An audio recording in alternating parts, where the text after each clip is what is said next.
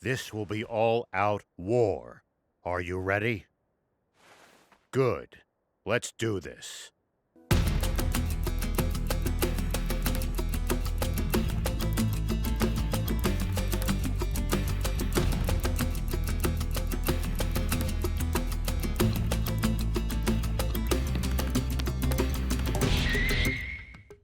A little while back, I made a first impressions video on Sandland's demo. So now that the full game is out, what's it like? This is the greatest game I've played all year. Now granted, I haven't played every major release this year, but this is the one I've had my eye on since it popped up on my radar. And unlike other projects, it exceeded my expectations. But what exactly is this game?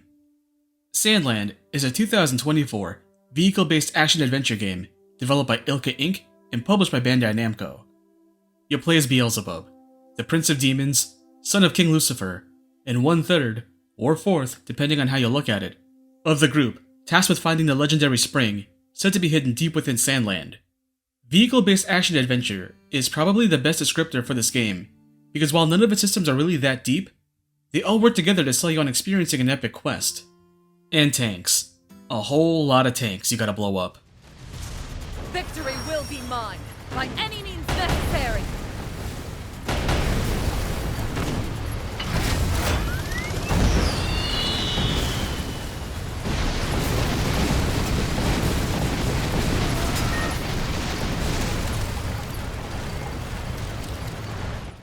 In my preview video, I likened the demo to Steamboat Chronicles and Lost Planet, but I got a few more games in mind to chuck at it. Picking up where we left off, I'll go in-depth in the gameplay, touch on the plot, and just talk about why I threw myself into this game for the past couple of weeks.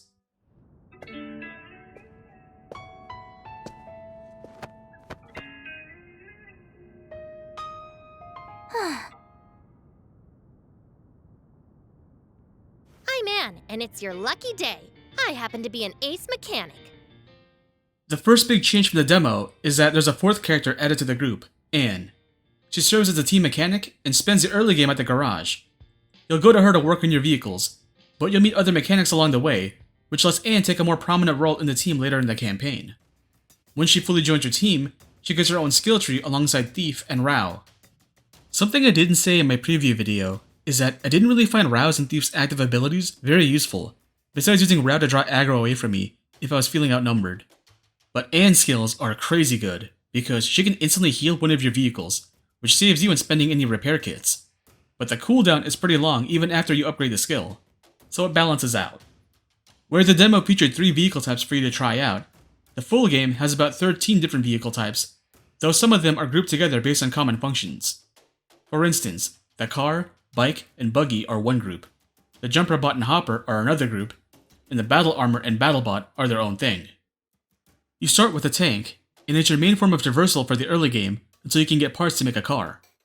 To make a new vehicle, you need to have parts for each of its key components, as well as a core frame for that type of vehicle. You'll get most of the story crucial ones if you follow the campaign, but there's a good chance you won't be able to get all of them before reaching the post-game. You can also upgrade individual parts to buff their stats, as well as entire vehicles so they can equip higher quality parts. Do note that upgrades and crafting in general require raw materials, so make a note of how many of each material you need for your next visit to the garage. You can break down Sandland's structure into 3 branches: the campaign, the side quests, and the activities. The campaign and side quests are what give Sandland that action RPG vibe. Follow the campaign markers to progress the overall story, and follow the side quest markers to experience more personal stories that focus on side characters. The activities are what give Sandland that open world sandbox vibe. You can take on bounties to hunt down high level enemies. Beating them will reward you with parts you wouldn't otherwise get from the campaign or side quests, as well as a nice sum of zenny. Even better, you can take on the same bounty multiple times without penalty. It's a great money printer. You can take on races to test your builds against AI opponents. Some races are based on speed, and some are based on maneuverability. There's also a fighting ring that pits you against boss fights you've already cleared, but with additional parameters and time limits. You can't use any support items, or your buddy's skills during these matches. There are military outposts all over the map that you can infiltrate and rob them blind. This is where the game's stealth mechanics take prominence. So here's how stealth works. Hold L2 to crouch while moving. When you're crouching, you'll see a triangle pop up on an enemy's head to indicate their awareness level. White means they're clueless, yellow means they're at risk of detecting you, and red means they're looking right in your direction. If you run into an enemy's line of sight, a question mark fills up over their heads. If it fills up completely, they'll go into alert and you'll be sent back to the last checkpoint.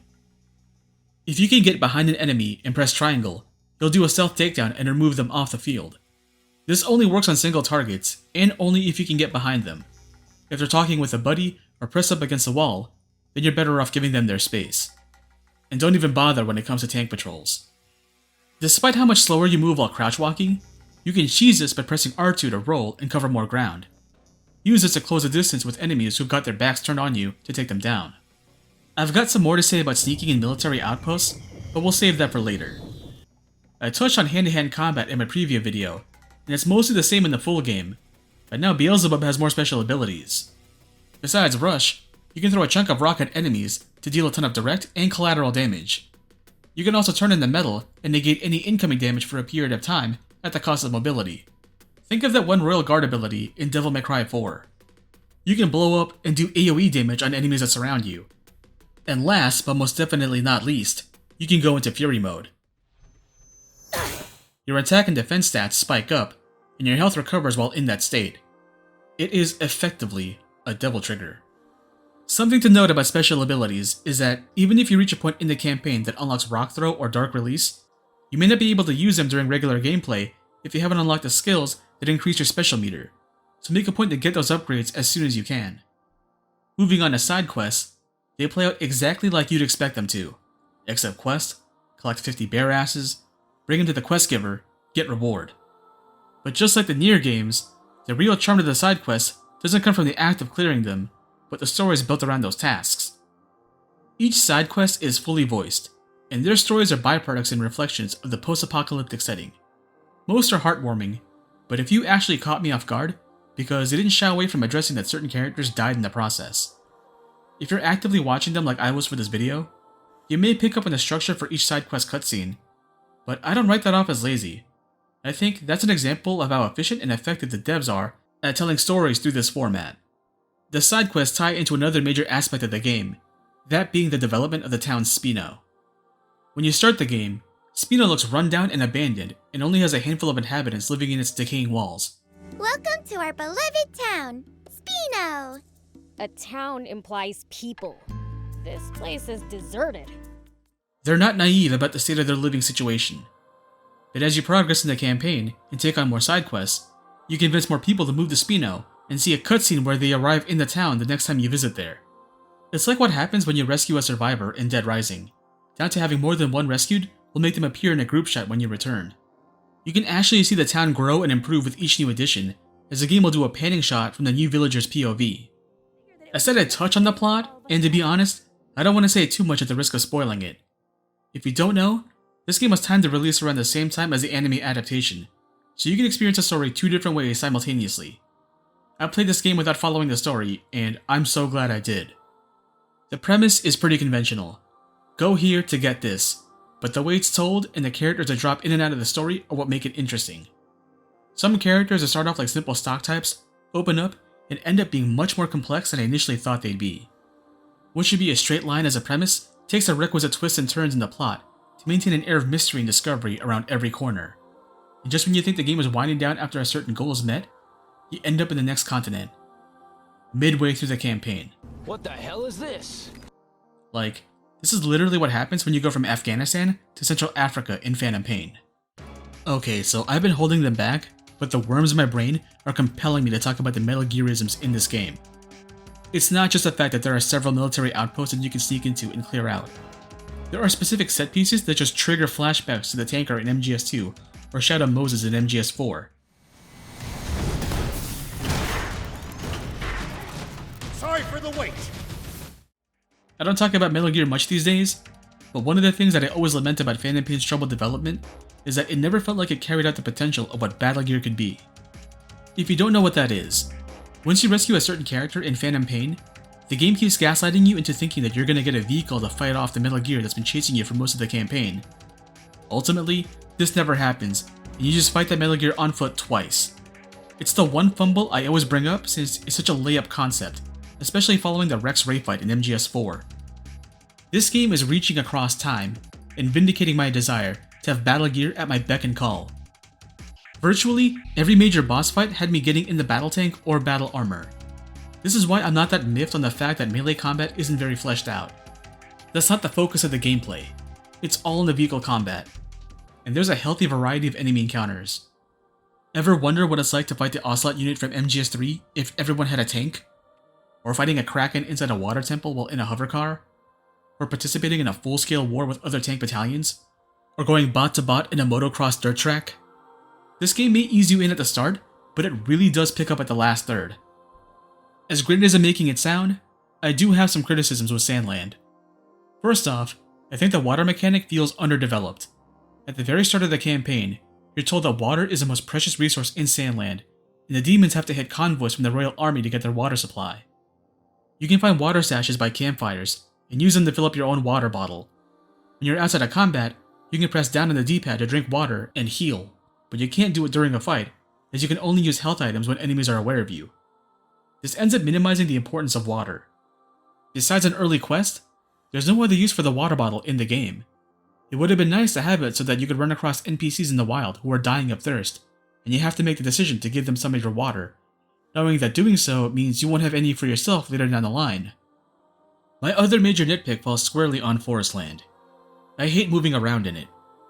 Where Sandland is big, open, and relatively easy to cross, Forestland is full of winding paths, and going from point A to B ain't so straightforward.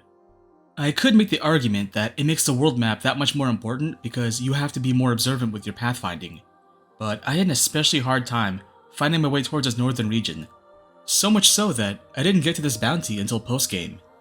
Eventually, I figured that all out, but I think the game would benefit from better waypoint markers, especially for bounties. Also, even though I appreciate how dense the game gets when it comes to vehicle customization, it's really easy to make duplicate vehicles that don't really serve a purpose besides sitting in your garage. Like, if you wind up with two tanks, there's no point in setting tank A with a specific loadout that's different from tank B because of how easy it is to swap out parts in the field. I think another missed opportunity on the game's part is that you can't use your car to deliver supplies to other towns. There's a story quest you do after the first act that has you making a delivery to a town with Rao's car. You could fast travel over there to skip that, but I wanted to relive my truck driving days from Death Stranding, and I wish the game had activities that let you repurpose your car for that role. And even though I rarely return to games this dense without putting some time between us, I think this game would greatly benefit from a new game plus, so I hope they implement that in a future patch. As much as I like throwing myself at the game, it would feel great to flatten early game enemies with endgame gear, but I don't know if they can do that as enemy levels scale with yours. I said in my preview video that Toriyama's art style was instant aesthetic, but I don't want to take away what Ilka brought to the table. Because it's an open world game, you're going to see repeat character assets. And normally, that would be jarring in a game with more realistic art direction, like a Bethesda RPG or The Witcher 3. But Ilka did a great job giving variety to all the models so that, even if you see two of the same body type walk past each other in a town, their hair and clothes never perfectly overlap. You can see this in full display early on in Demon Village. You'll see all types of ghosts, imps, centaurs, and mongoose wearing different accessories to differentiate from one another. And there's an overall slickness to some of the shots and cutscenes that I wouldn't have expected from this kind of game. Whenever an anime gets a game adaptation, I tend to see jokes about how it'll end up like another bland arena fighter that doesn't really take advantage of the source material. Thank God that did not happen with Sandland. Will this push the envelope in terms of what games can do in this gen? No. Will Ilka get any recognition from the big award shows this year? Probably not, even with the current state of AAA. But I don't need any of that because this game is just good. You know that stupid Sonic meme about wanting shorter games that look like shit for less price? I don't want that at all. I want more of what Sandland's offering. This game did the impossible and made me like it despite having mechanics I would hate in other games. Radio towers that fill in the map if you access them? Check. Weapon crafting and material farming? Check. QTE sequences? Check, but very sporadically. Brain dead stealth encounters? Check. I'm okay with all that stuff here because those mechanics, and I have no other way of describing it, don't insist upon themselves. You only ever need to do 1 or 2 towers per region, and your map never looks as cluttered as something from Ubisoft or Rockstar. Material farming doesn't feel like a chore until the post-game because of how easy it is to get into fights and gather spoils. Stealth may be basic, but it doesn't feel condescending. No tall grass cover, no forced timing puzzles that require you to time patrols, and getting caught doesn't result in total failure. It knows it's not Metal Gear, but it also knows to do just enough to evoke that mood with its level design and tense background music. And when the game responds to the player's actions in the campaign, it never feels overt. It feels natural to the setting. When you finally square things with the Royal Army, they no longer aggro on you. Security checkpoints that lock you out of higher level areas are now accessible. You'll even see patrols guard the footpaths that only peddlers ever use. I don't want smaller games that look worse just so they cost less. And I don't want overpriced games that feel like they're missing features and require subscription fees for me to use their single player modes. I want what Sandland offers, a $60 game that gave me 50 hours of enjoyment and promises 50 more hours without tacking on any additional obligations. I can't stress enough how I've recorded way more footage for this game than I ever needed to for this video. I haven't ended a video like this in a long time, but please, play Sandland. It's the best time sink I've fallen into in a long time.